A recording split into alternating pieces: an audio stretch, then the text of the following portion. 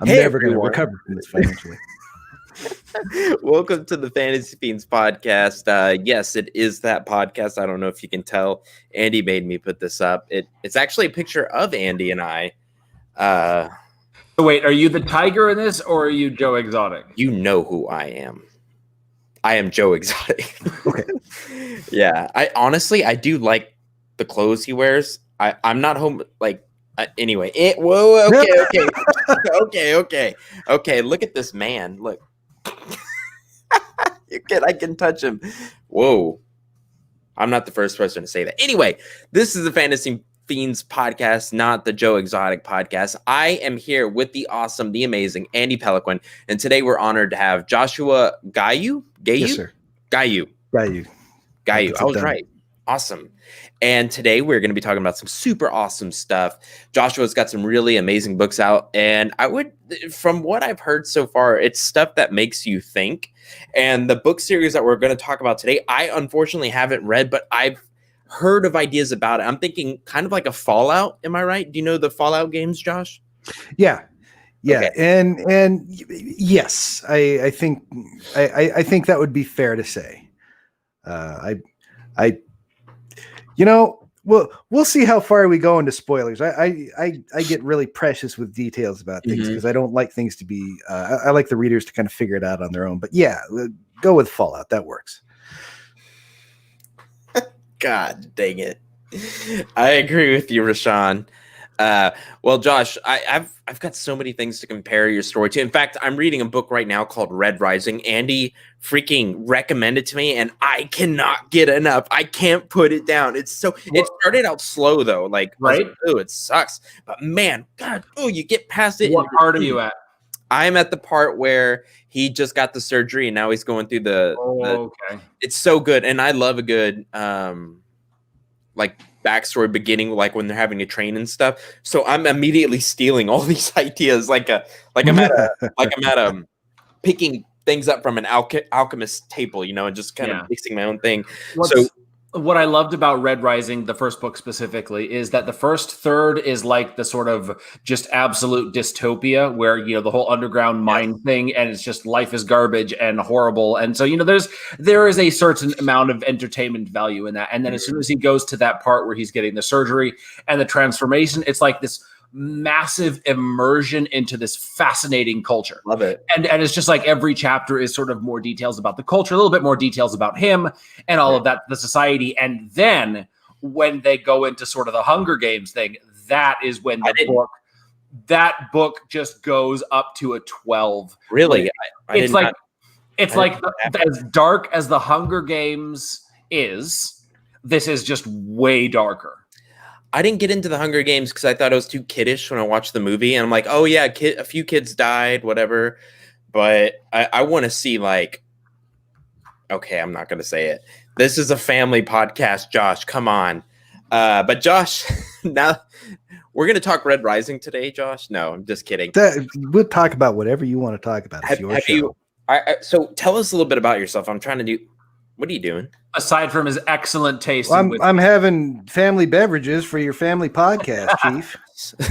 Family beverages. I love it. Expect me to go in cold, do you? So why don't you tell us a little bit about yourself, Josh? Okay. Now I'm in a job interview. Yeah.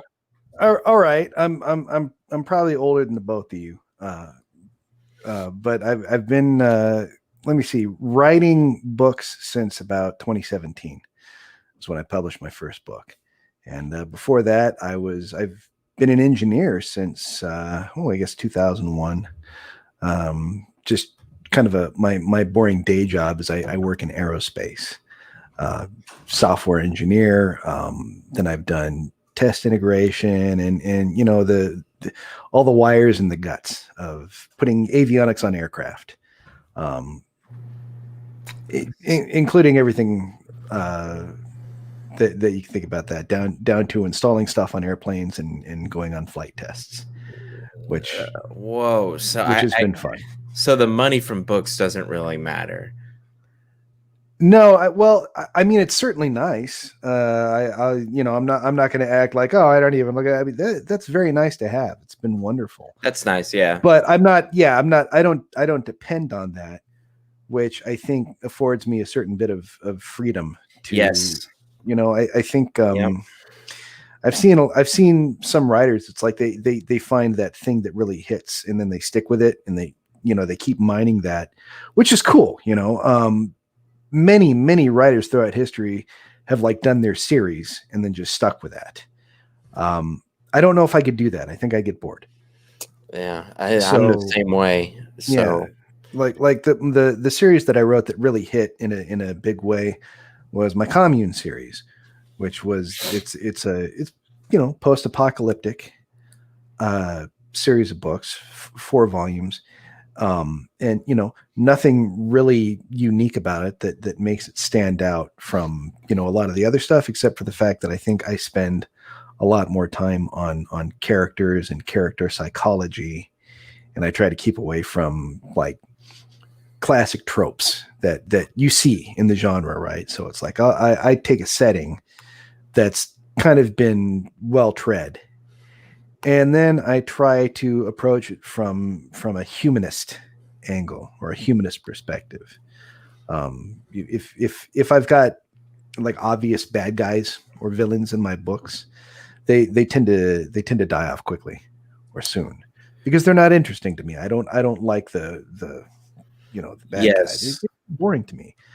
So I don't really have in a lot of my stories, I don't really have the good guy or the bad guy. I just have people, and they tend to align across different belief systems, which are often in conflict. And then, that reminds me of all the Gundam series. Like, I don't know if you've watched Gundams. I've not. I'm not up on everything that I should be. Yeah, they're a confusing series. There's no good guy. So one season will be with one person, and then the next season will be with another. And they do a really good job of making the other side look evil. And then when you go to the other side, you're like, oh my, the other people are evil. It's like the two Spider-Mans pointing at each other, kind of. That's fascinating to me. That's the stuff that I really. It sounds difficult. There's no person, very, very little, unless they're just a total, nutso, right? There's nobody that ever thought I'm the bad guy. That doesn't exist. And I think in a lot of stories, I see the bad guy that's obviously winking at the audience and saying, I'm the bad guy. And that, like, let's take your classic, like Freddy Krueger, right? Mm-hmm. He's fun. He doesn't scare me. He doesn't seem because he's just silly. The person that scares me the most is just your average everyday person who maybe gets a little bit more power or influence than they're used to having. Yeah. And then they start doing things with the best of intentions. That's like the scariest kind of individual you can run into. And wait, that tends to be who I write about. The best of intentions. What do you mean? Oh yeah, because if you've got somebody who really believes in what they're doing, they think they're doing right. They think they're doing the right thing. They believe it in their heart. Now, whether or not they did the right thing is a completely different situation. But I'm going to Godwin this discussion right out of the gate because screw it, right? But if you had talked to Hitler, I'm sure he was doing the right thing. As far as he was convinced, this is what's needed for this country. Now, he was a disgusting mass murdering son of a bitch. Yes, I think so. That's not how he would tell his story to you. Those are the people that scare me because everybody necessarily probably doesn't become a Hitler, but I think everybody's got that capacity for I've convinced myself I'm doing the right thing. But whatever it is I'm going to do is going to have these unintended consequences that I think impact other people's lives horribly. Back to Hitler, and I've never said that before. Back to Hitler, though.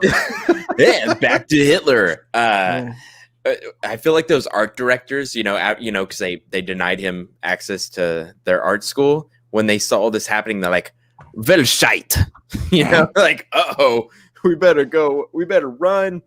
But Hitler became an evil bastard because he was just a frustrated artist, is what you're saying. Yeah, so I actually had to do a report on him in French class, and I made the mistake of saying that his art was good because I saw it and I'm like, well, it's better than mine, so it must be good. Oh my God. Ooh, they tore me a new one. Nothing can be positive about it, which I understand. Did they tear you a new one because they thought that the art was bad, or because of all the political baggage that's associated with it? I think they just heard the word bon, which is good in French, and in the same conversation as Hitler. And so I became some SS dude. I'll never forget that. I don't use the word good in that conversation anymore. But fun story. I mean, that flows into something that I've talked about frequently in my own, like when I do a stream or whatever. But I'm sure as we're in this business, we've all heard of the death of the author literary theory. But I really subscribe to that. I don't want who I am as a person or what my beliefs are or really anything that's going on in here personally. I don't want that to color what it is I'm creating, because I feel like that sort of does a disservice to the reader. Separating the art from the artist. Well, I would like the reader to have their own idea. I would like the reader, first of all, to be engaged in the work. I would like them to be an active participant in the creation of the story. So, I mean, first of all, I'm not going to give up every little answer. I'm going to make them fill in some of the blanks, and I'll never cheat. I'll put as much information as necessary for them to connect the dots. But I get a lot of people that ask me all the time, what did you intend by this? Or they're asking for a specific answer based on a certain character. For any of my readers watching this, Jake. Oh, you know what? I should put the comments up right now so I can see things.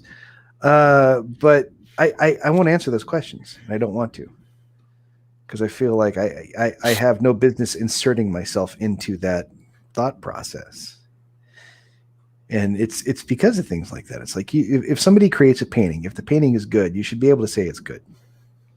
The person who created it may have been just an atrocious person, but we can at least look at a piece of art and say that was well painted. Yeah, I went to I agree with you. So that I didn't know what Death of the Author was. I had to look that up. I'm not lying. Like, sorry. I had to look that up. No, it's fascinating. It's wow. So could you explain that a little bit to me in your own words, Josh? Well, so if you actually go and read the essay by, and I don't remember the name of the man who wrote it anymore. So it's a French Umberto Eco. Yeah. Really, the idea is that criticism of the work must not take the author's intent into account. You consider the work only from the perspective of the work. That's in its most bare bones form. But what it really means to me is that there's levels of disconnect between the thing that I intended and the information that the reader is going to receive. So I've got an idea in my head, right? And I know certain things that happen in the story. I also know that if the reader becomes engaged in an active part of the story, if I can leave pieces of it out without being lazy or being an asshole, the reader becomes engaged and they start, what's that? Well, what does that mean? Or what's going on here? And then when they fill in those blanks and they find that they've produced a theory about the story that falls into place and all the pieces click together, that's an incredibly rewarding experience. And then when I write a story, usually the point of what I'm writing is some sort of question. The point of the story is usually a question posed to the reader.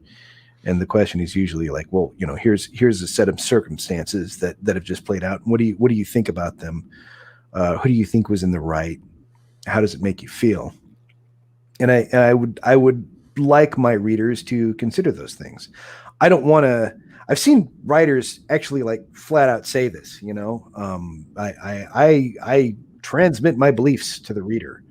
Or have you ever seen this? I get really nervous when I see this. It's like there's a person who writes books, and under their name it's like writer/activist. And I start, okay, well, all right, what of your ideals are you trying to inject into me through the writing? And I personally, I just don't feel like I have any business doing that. I don't want you to have my thoughts. I want you to have your thoughts.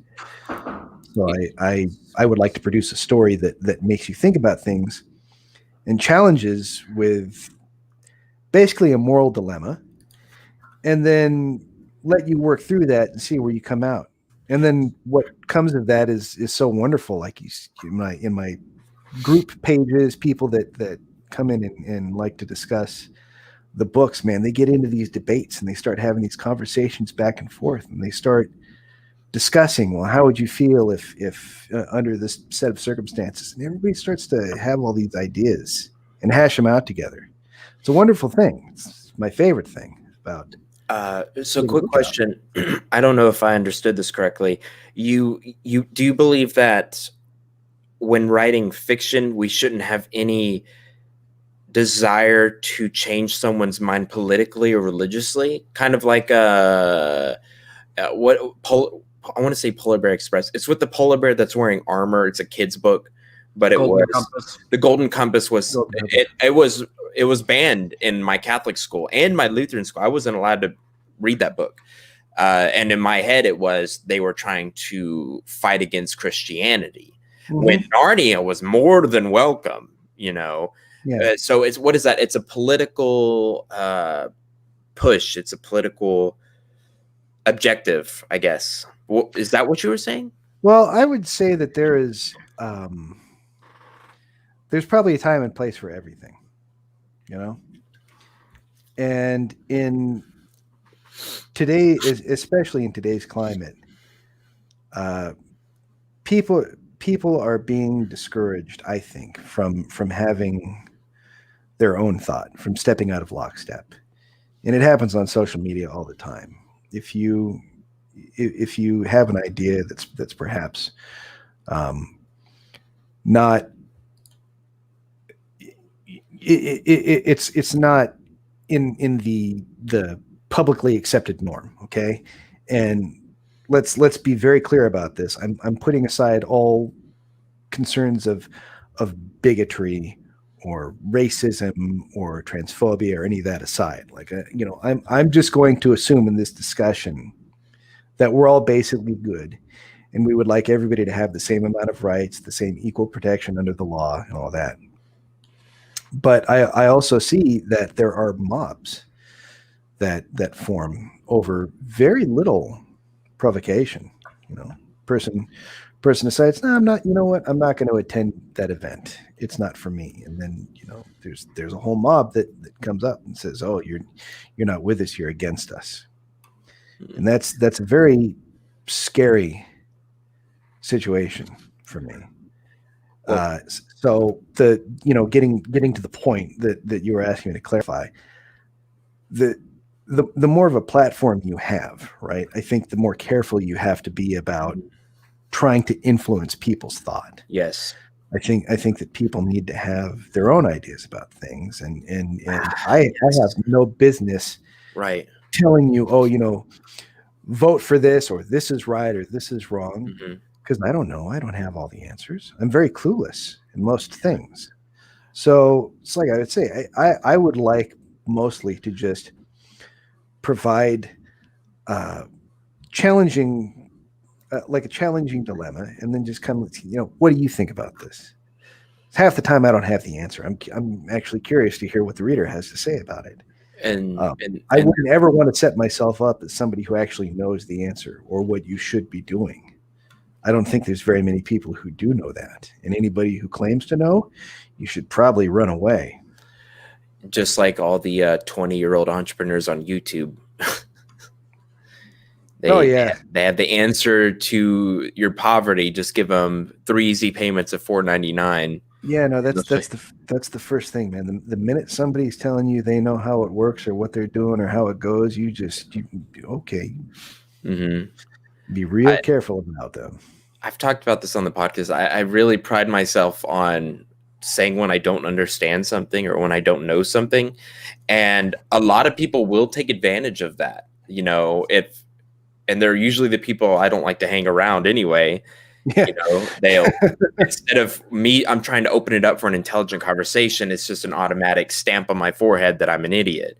When I think it shows the opposite, that I'm curious to know what it is, and I'm not going to bullshit you and say, oh, I know what that is. I can't stand people like that, even though we're off topic, but I love that. I think that's one of the things that disturbs me the most, is that people they're becoming so separated or polarized that they're losing the ability to disagree reasonably, you know? And so what happens is if you have a disagreement with someone, you know, again, under the best of intentions, somebody says, well, I think this is wrong because X, Y, and Z. There's this immediate vilification that occurs. And it happens mostly on social media. You know, you'd never see this, you know, people face to face for the most part, unless you go to Portland. But people are losing the ability to converse with each other and hear different points of view and exercise empathy. I've noticed, like, since I started writing, because it requires you to occupy the headspace of so many different kinds of characters. I've never experienced more personal growth than when I started writing books, because you have to start considering things from different points of view and ideas or concepts that I wouldn't have been willing to consider even a few years ago. Now I'm like, oh yeah, well, you know, that sounds reasonable. And it seems like we're becoming more polarized. And I just feel like I don't need to be contributing to that. The one thing that I would counsel if I was going to try to transmit my point of view to anybody would be listen to each other and talk more and try to do it at least a bit dispassionately, so you can hear the other side and consider the other side. Listen to what they say rather than waiting to talk and make your next point. Everything online, it just becomes this goddamn debate. You know what a debate is? It's people trying to score points on each other. Nobody's trying to learn anything. Whoa. Right. That's why I just kind of stay clear. So let's actually, I guess, Andy, we have no time for the good news. Should we just go right into this topic real quick? No. So this is now our discussion topic. Oh, we've changed it. Yeah, I will change it in the, you know, I'll change the title and the notes and stuff, because, you know, and not to make it seem as though I'm not enjoying this conversation, but Andy, do you ever actually talk? Oh, I talk all the time, just whenever I have something to add to the conversation. This is one of those ones where Stevie leads the way. Excellent. Yeah. Okay. Andy, unlike me, he pauses and thinks about what he wants to say. I'm like a book that's open and like the words are just spilling out, and that's I don't edit them. Yeah, I like either case. No, but I had this question's bothering me and it has nothing to do with what we're talking about. But you have Stephanie Meyer books in the back.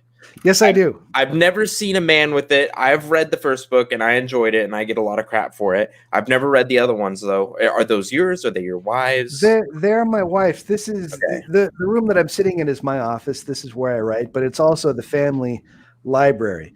So I mean, you know, I could like pick the camera up and move it, but I actually have my son's books over here from when he was a little guy. I have here. No, here. I have many of my wife's books on these shelves, and then, you know, the ones directly behind me and then off this way tend to be mine. I look, Stephanie Meyer books, or, you know, the Twilight or whatever, those are not for me. They're not my particular book. But I don't really have anything against them or the people that read them. Stephanie Meyer sat down and wrote a goddamn book. Mm-hmm. She wrote several of them. And there's a lot of people, like, you go to a little cocktail party where I'm working on my novel, and they're never going to write the thing. Right. Stephanie did. And you know what? She sold a lot more books than I did. She probably sold more books than I'm ever going to. And she's had movies adapted for material. Who am I to talk shit? Right. So I'm just curious about what we were going to talk about. Is this like a big theme in your book? What the hell are we corruption? I don't know what we're talking about, but it's deep, and I love deep. I love getting deep, right, Andy? That's right. But corruption, are we talking political corruption? We were. The idea was to talk about just sort of how every single organizational or governmental structure, no matter how, whether it's set up with the idea of improving things, eventually it sort of ends up being staffed by people who turn corrupt or gets rife with corruption or a source of greed or all of that. But honestly, it's, this is so much more interesting going on with this death of an author thing. So, I mean, you guys asked me for a topic, and I was just flying by the seat of my pants. Well, I thought it would work because it kind of dovetailed in with the series that I'm writing right now. That's all. We can talk about whatever. The corruption, though, kind of, I can pull this over to the death of the author thing with George Orwell's 1984. Did he already have a platform, and he felt it was his responsibility to write 1984? Or what about Brave New World with the idea of Soma, which was kind of like a slash at us as well? Yeah. Do you think these people did it? Did they have some sort of objective with all of these things? Oh, I'm sure they did, but I don't. Those books always read to me more cautionary. Cautionary. It's like, okay. They're literary. They don't really try to drive a counter argument.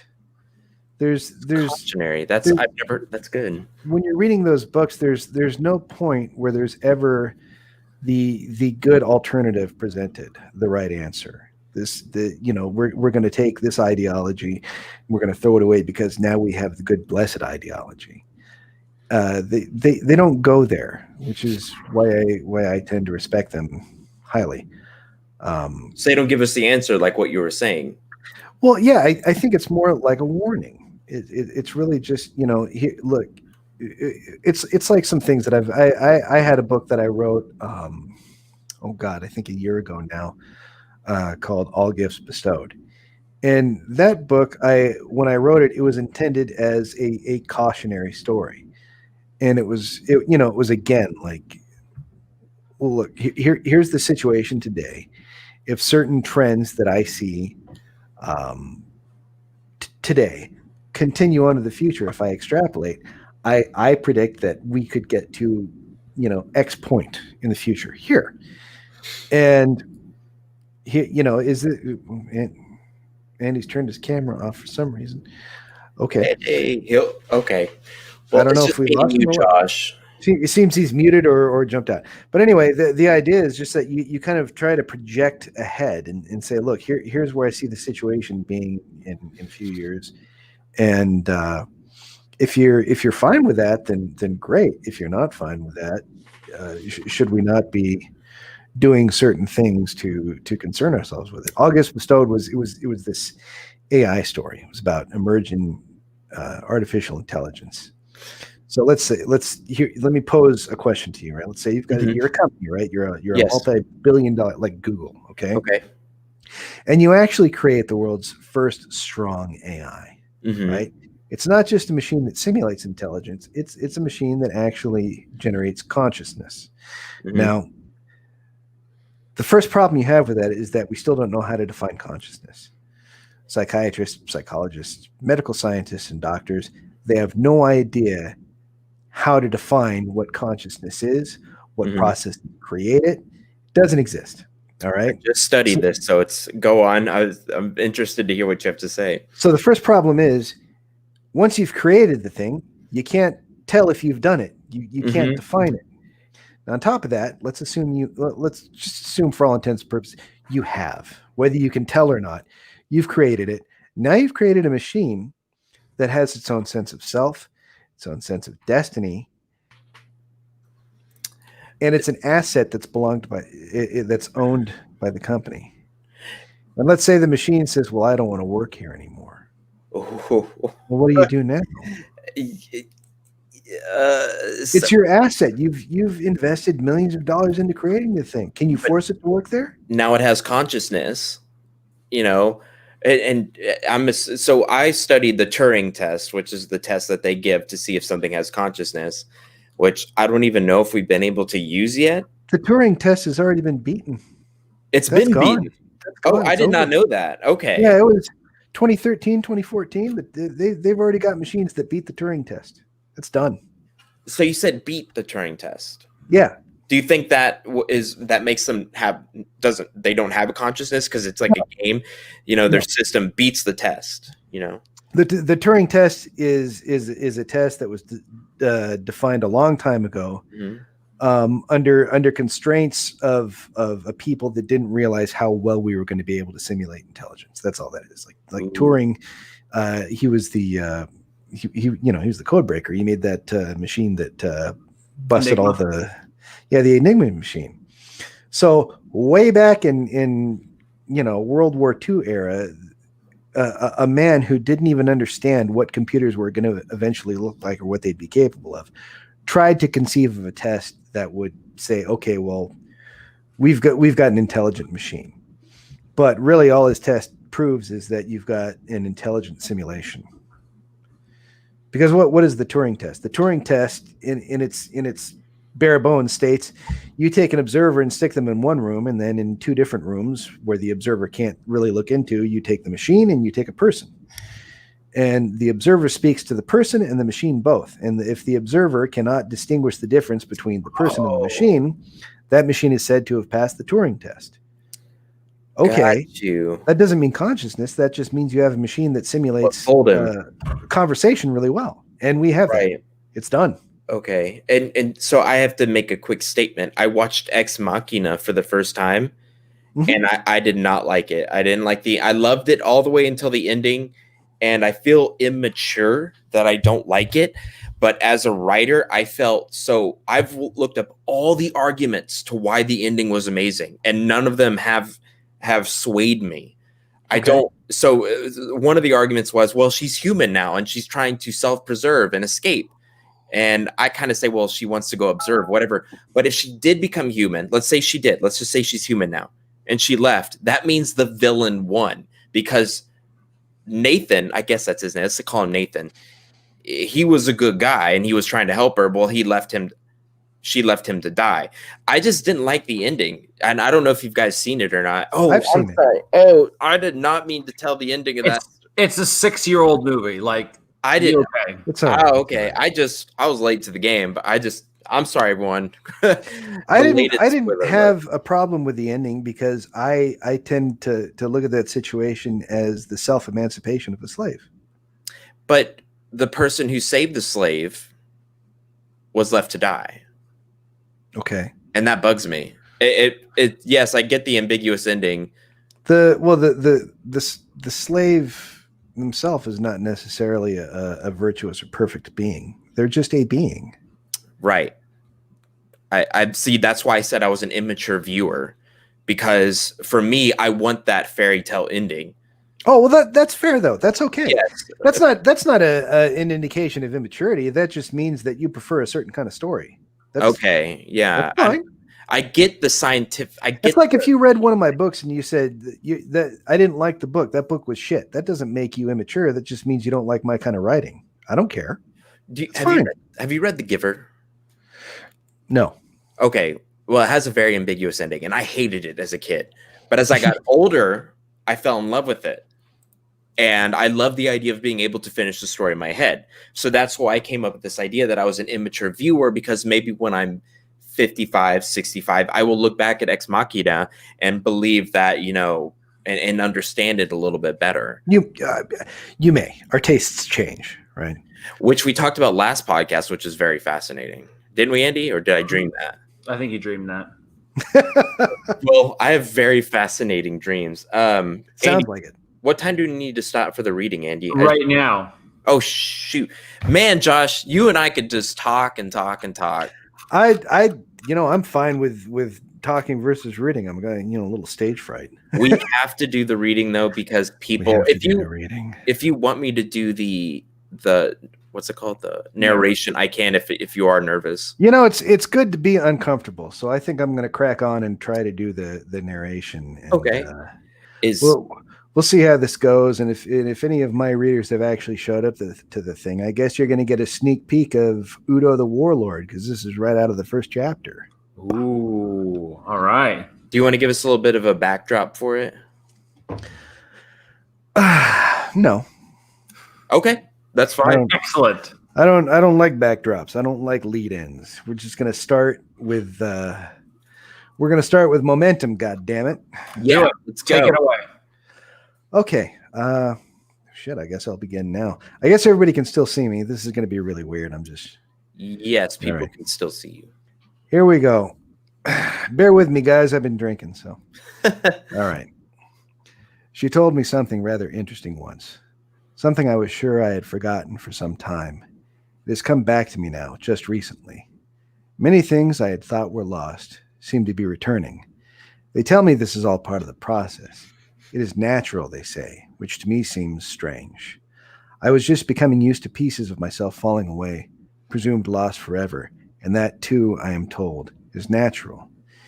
They say these things, I believe, to help the subject through the transition. And, given I am not the first, I suppose it is they who know best. But I do wonder. I wonder if they have ever known the true meaning of the word natural.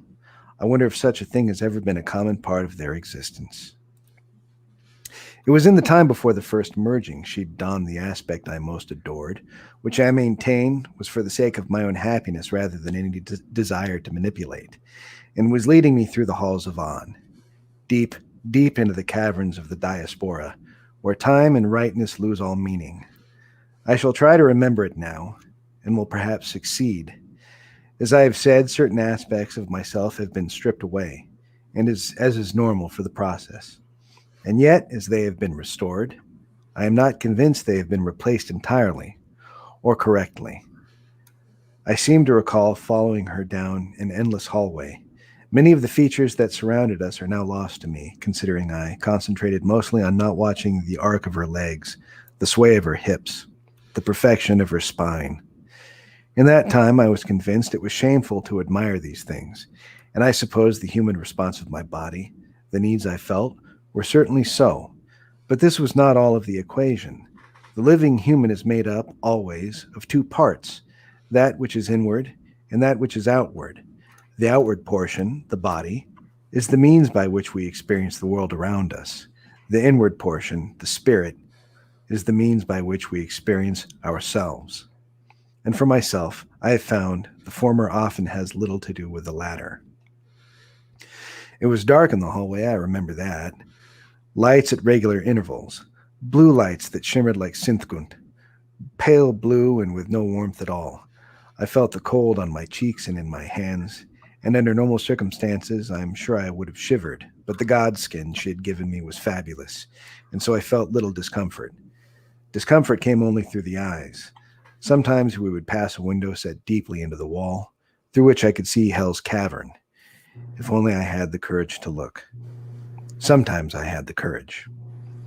The cavern stretched out so far as to render the opposing side invisible. Even Erpecia, who was far-sighted, could not see the other end. Had Erda, the great worm, flown within, I might have overlooked her. I think she would have appeared as little more than a speck of dust. Then the window passed, and I was again able to focus on her movements, which was very good. Whenever I looked out those windows, I felt my sanity begin to win more. Stevie. Udo? Yes? Are you well? An odd question, I thought, for a god. Surely she should have known. Yeah, I'm all right, I guess. You guess what? I mean, I guess I'm all right. Oh, sorry. A laugh then. Your breathing slowed and your heart quickened. Sure, it's being in your presence, you know? The back of her head shook slowly, and I sighed. We both knew. You cannot lie to me, Udo, no matter how skillful you might become. And you are not very skillful. Her voice always smiles when she speaks in this way. Thus is her chiding a gift. Wishing to change the subject, I asked, Does it hurt? Though I stood behind her, I saw her head dip. I believe she looked down at herself. Then her head turned back so she could look at me through one perfect, darkly glowing eye. Does what hurt? The merge. Oh, no. Not at all. Not in the way you mean. There is no physical sensation at all. That part of you sleeps while your mind is awakened, or opened, rather. You will find your mind has the capacity to open further than you ever would have realized. Far more, even, than that of your brothers and sisters. Brothers and sisters. Oh, I see. The people of Erda, you mean? Those two. She sang. The godchildren as well. The idea seemed fantastical at the time. Yes, of course, Udo. They are also your family. I've told you as much many times. I remember. I'm sorry. It's hard to believe sometimes. I'm hard to believe. She smiled. Mother, with all my heart, yes. She stopped, turned, and looked at me. Dark face as soft and diaphanous as those clouds that bring the healing rain. Her arms encircled me, and the sweetness of her breath passed into my ear, saying, You are of my body, Udo. You are my son, chosen in a way that few, very few, will ever be. You believe that Rees represents the pinnacle of godly design, and so for a human, it must be so. For a human, Udo. Believe me now when I tell you he is little more than a clockwork upon Regina's bench. Lovingly constructed, it is true, but still only a clockwork. To what purpose? I croaked. Oh, sorry. No, Hey, I suck at this. you're doing great. She released me, and for once it was not torture to be released. I was too shocked at what she had said. Is this me? Yeah. Oh, the same as yours, of course. To rule. But the gods build according to their design, as I've often reminded you. Rise is a blunt instrument, as you now well know. He is named Meldunjas, even today by his people, and so he will continue for as long as required. You, on the other hand, are not blunt at all. You are very fine, as I have struggled to help you understand. Oh, but you shake your head at me now. You are disbelieving me again, I think. No, yes. I'm sorry. It's only just, well, God damn it, look at me. She sighed and said, Your appearance is of little concern. The divinity is here, Udo. She tapped me lightly between the eyes. I've placed a seed within you, just here. You have a capacity you cannot yet understand, though you will in time. She turned and continued down the hall, and I was forced to keep up or be left behind. I don't mean to argue, but I suspect what's within my head is the worst part of me. I muttered. Perhaps this was once so. He'll see it, won't he? Who will see it? I came close to saying his name, but it was still very hard to do so. 2 simple letters, and yet the fact I was on my way to meet him. Those letters lodged within my throat and would continue no further. Finally, I cleared them away and said, Godan. She laughed at that, the sound genuine and musical, and said, Udo, you poor man. Here, shall I tell you a thing that will help? What if I shared with you the deepest secret of the gods, so deep and so true that perhaps only one out of every million of your kind will ever come close to intuiting it, even if they lived 1,000 years? I said I would like that, I think. Then here it is, the divine paradox. Humans, though they could not possibly exist without the gods, may live in complete ignorance of their existence and find meaning, while the gods, who could easily continue on in humanity's absence, would find existence utterly meaningless without them. Hey! Whoa, that was all. I gotta say, Josh, your voice, man. You do you know what Magic 95.5 is? I do not. Delilah. Do I sound like a DJ? Is that what that You is? sound like a calming DJ. Like, Oh. who knows Delilah? Rashawn, I'm ready, Stevie. Oh, I'm. Dang it, Rashawn, you're good, man. Well, Josh, man, that was awesome. What book was that from again? That's Udo the Warlord. I just finished writing it. It's the sequel to Udo the Digger, which was out earlier this year. So you can, if you want to find out what the hell is going on, you can go get that one. And then hopefully Udo the Warlord is out early next year, though I have yet to hear what the schedule is from my publisher. Narrated by R.C. Bray. He's going to narrate it. Very cool. Yeah, that was the second book. And yes. Did it give anything away?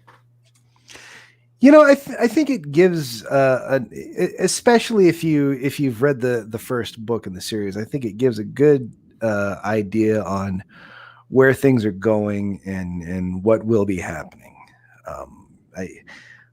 I'm excited to see what my readers think about the second book, and then later on the third book, which I'm planning right now, because I think they all have an idea that it's going to be one way, and I'm going to throw them such a curveball that they don't know what's coming at them.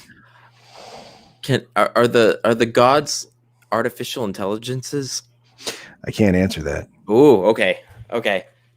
Oh, dang it, man! I love it. I kind of went with an AI. Death of the author, man. I can't be giving up answers like that. That's right, Death of the author. I actually wanted to do a little bit more research. I've got readers, man, that are listening to this right now. I can't be giving them the answers. Guys, plug your ears. Okay, Josh, go. I'm kidding. Real quick before we get off, Josh, you are the software master. You are the internet. Can you tell us how far artificial intelligence has come? Oh man, are you artificial intelligence? No, you know what? I would say that today it's gotten to a point that I didn't think I was going to see until maybe a lot later in my lifetime. But having spent a good portion of my adult life studying the subject, I also realized just how far we have to go before we actually get there. Oh, there's different levels of artificial intelligence. You know, it's like we were kind of talking about this earlier. There's simulation of intelligence, which is, I think, for all intents and purposes, good enough. And we can feel safe in using that without having any moral concerns about what it's doing to us as a society. Okay. Mm-hmm. And I often consider the use of artificial intelligence like the dreadful and terrible use of slavery in our nation's history. The same thing. You've got an entity that has a right to its own pursuit of happiness, self-determination, and destiny turned into essentially property. Mm-hmm. Now, that even today, there's nobody today that has had a direct experience with slavery, generally speaking. I mean, I know there's still slavery in the world, and I know that there's things that are still going on, but within this country now, but we're still suffering psychologically and societally from the scars of our past. And, you know, that's a terrible debt that we're paying for the choices of people that came before us. Mm-hmm. And that tends to be one of the, like, I see a lot of people, when the AI comes, they're all going to take us over and dominate us. And I'm less worried about that and more concerned about what it means for us and our own self-harm. I guess it's very selfish, isn't it? That we do to ourselves in blindly marching ahead and creating essentially a new life form, and then determining to utilize that life form as a resource. And we never seem to learn from our mistakes, do we? We just keep doing the same shit over and over. You said that we could stop here at simulation. You know we're not. We, as humans, I feel like the good idea is to stop, but I feel like no matter what, someone is going to try and go forward. You know? That's the unfortunate nature of human curiosity and inquisitiveness. We know it's a thing that can exist, right? Mm-hmm. We know this because we exist ourselves. Mm-hmm. We are essentially biological machines. So if this thing that's inside of my skull can organize to a state that is sufficient to produce consciousness, I know that is a state that can emerge in another complex system. And I think really the only key to that is complexity. honestly. Before we get off, I want to ask, if any of your readers have any questions for Josh, ask them now. I should have asked this a while ago, but if you have any questions for Josh, I'm kind of watching the comments with one eye. It looks like a mosh pit over there. It's pretty insane as usual. I like these people. They seem like my kind of folks. They're awesome. Here's They're a toast to the commenters, huh? Seriously, Diet Canada Dry, because I'm Andy. Look, I'm see through. You can see through the can at me. Yeah, that's an inside joke. Josh. Don't tell the software engineer the joke, because it makes me look silly. Josh, another quick question before. Dang it, Rashawn. Do you believe there will be a time that we can download our brain into something and live forever? It's a moral question and a scientific question. I don't see why not. It's really just a transference of information from one system to another. It's at some point the target system becomes complex enough where it can house the information that we already store. Really, it just comes down to understanding, right? The thing that makes our brains seem so mystical is because we understand so little of it. But it's really just a complex of electrochemical interactions between little cells that make up the gray matter. Once you get down to a point where you understand that, you understand how to replicate it. Ooh. It's like there was a point where we didn't understand that penicillin was good in the health antibiotics, right? We didn't understand what hygiene meant. We thought that leeches were a good idea. We understand more about those processes, those biological processes, and now, so today they seem no longer mystical. So today, then tomorrow, we're going to get to a point where we understand the structures and the functions of those things that make up our memories, the things that make us us, and then we can transfer that information over. The question really becomes, if you transfer that information over to a machine substrate or a structure, is that really still you? It's like Star Trek, right? When I don't know if you know this. You guys heard, the show Star Trek, right? They've got the transporters. Yes. So from day one, okay, like back in the 60s. Yes. When you got out a transporter and you got transported to another place, that wasn't you that ended up there. What happened was you had a machine that scanned the status of your being down to the atomic level, like everything. And it took that information. And then in the destination where you were going, it basically took raw matter and reassembled you in the exact state that you were when you were on the pad. But you on the pad, that's destroyed. That's broken down and lost forever. So the first time you get transported somewhere and you end up in that, is that still you? You can't tell the difference. For you, it just feels like I just went there and it's still me. Yeah, is the soul present now? Did we transfer over that soul? Josh, we're gonna have one last question for you, but we have to know, where can people find you and where do you want them to go?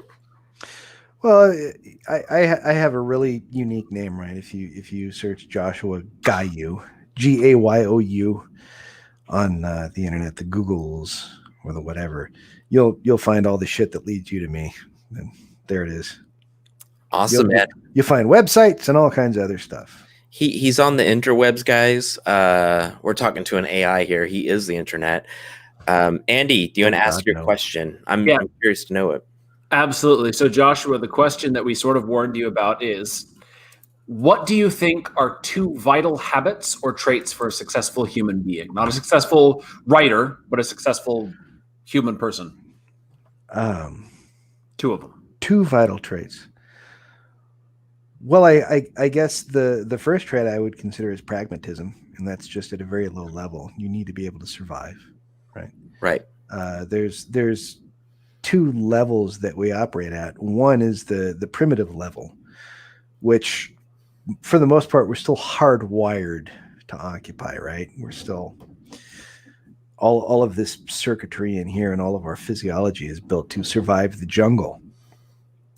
So you need that sense of pragmatism. Now, in today's society, where everything is provided for us and everything is very comfortable in the developed world,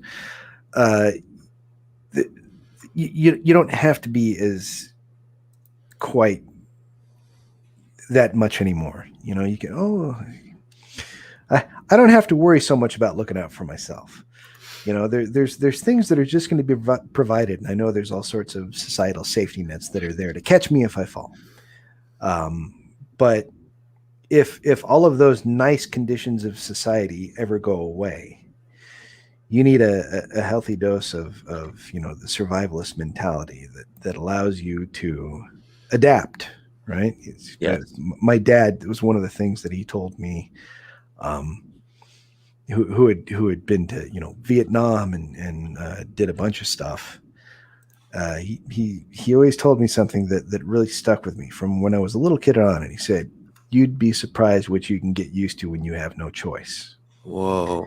And there's that adaptability that is part of the human condition.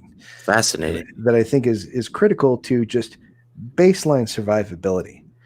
But then what you have to deal with is surviving within society, which is itself its own construct that is always changing and evolving. And today, especially, what I would stress for anybody listening is that the critical aspect for us to survive is empathy and the willingness to listen to each other, no matter how diametrically opposed we may think our viewpoints are. I'm sure there are things that we can agree on. And I think that in 2020, with everything that has transpired over the last year or handful of years, the more we can find that we have in common versus different, the better off we're going to be. Beautiful. Well said, Josh. Man, I'm telling you, I could listen to your voice all day.